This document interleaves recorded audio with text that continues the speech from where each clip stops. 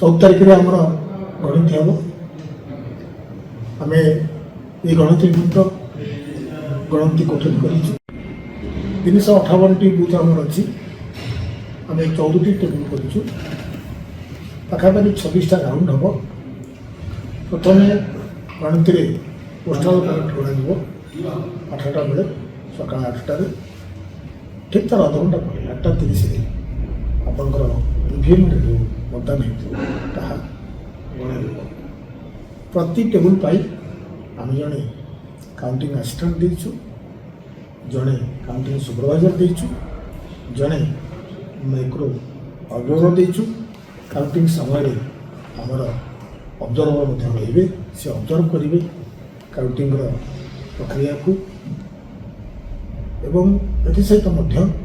निजे returning officer रही आगे प्रदान